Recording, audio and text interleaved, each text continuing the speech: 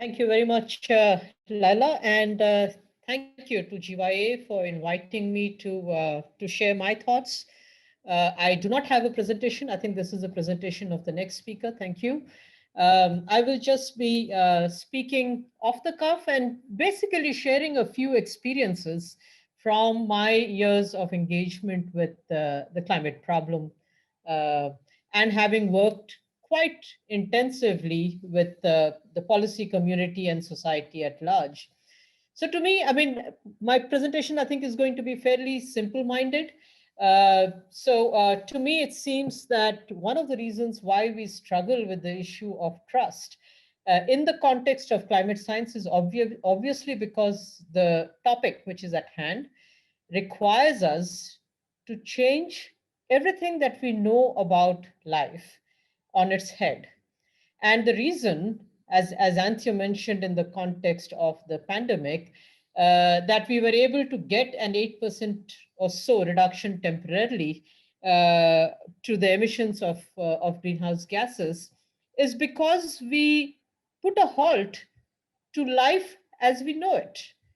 And that is obviously, from the point of view of society at large, a very, very difficult thing to digest because, as I'm sure a lot of you will agree with me, you do not have the future mapped out to you. You know history, you know how we have evolved. And if we had continued in that direction with all the autonomous changes that are taking place, where we would have headed.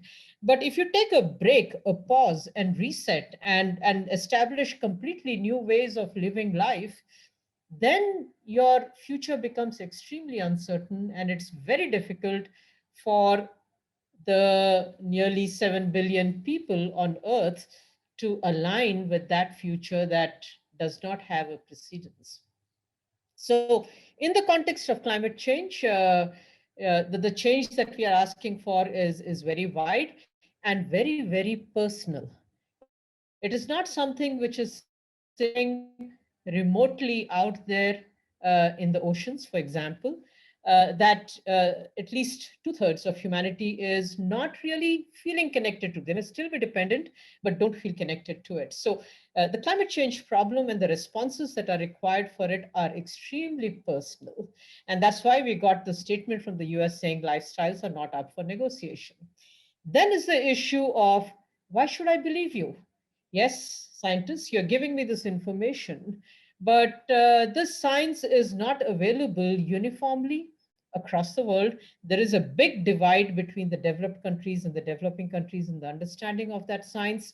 And we are still a far way away from embracing open science and open science methods. So this again becomes a major challenge in creating trust. If I have to believe somebody who is closer home, whose interests are aligned with my interests, I would likely trust the person a lot more than somebody who's sitting a few thousand miles away and has a lifestyle which is very different to what I am used to. Then, of course, is the issue of scientific convergence. I think Antje once again made the point very nicely. So it's not that we necessarily have to speak in one voice, but we have to be able to explain to people in a language that they're able to understand as to why there are differences in the outcomes of our research and how substantial does that difference translate into in terms of action. So our inability to communicate the science and the divergences and the implications of the divergences to the society at large becomes once again a big barrier that is often understood to be a lack of trust. We need to recognize, which we don't do, that there is a huge diversity of audience out there, uh, huge divergences in incentives, in the way that the communications are received by the people. So that again is a big challenge. And I would like to talk about or end this part on trust. I'll speak a little bit more on something else by saying that trust comes from empowerment. And we know that the world is very, very, very differently empowered. And unless we are able to bridge these divides, it's going to be very difficult to talk about trust. That's on the science part of it. When it comes to action, my question to you is it a problem of trust? Is it of acceptance of science? Or is it, to be provocative, lethargy, that you do not want to act? So I believe strongly that the problem is more on acceptance of science rather than trust of science at an action level.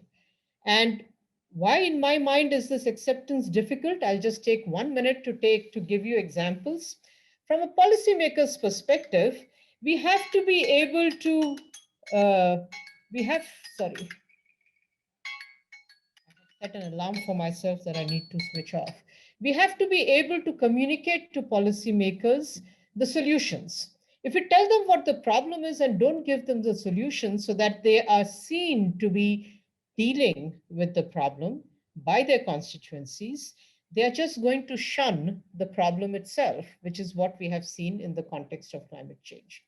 So when we spoke to certain policymakers in the coastal areas of India and spoke about sea level rise and intrusion of saline water and implications for agriculture, they just said that we don't believe in the problem of climate change. But in the evening conversation, they said we are extremely worried about it, but what do? We don't have solutions. We can't build dikes. We don't have the resources.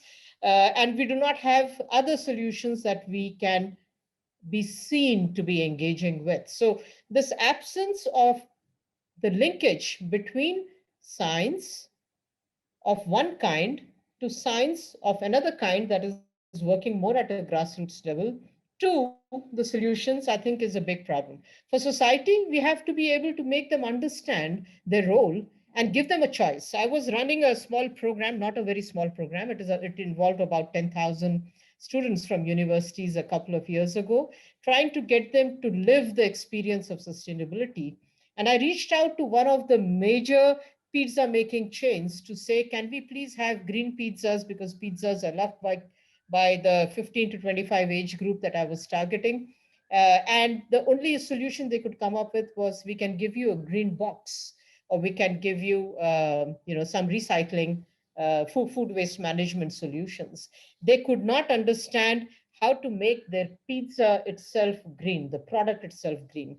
So if you're not going to be able to offer choices to consumers, then to expect them to change and be an active partner in the transition to sustainability is going to be nearly impossible. And finally, as far as businesses are concerned, I think what COVID-19 has shown us is that if you have the right kinds of level playing field and stresses that are created, industry can respond, they can innovate, that they can create new business models in relatively short period of time, but we have to be able to engage them in a fair manner.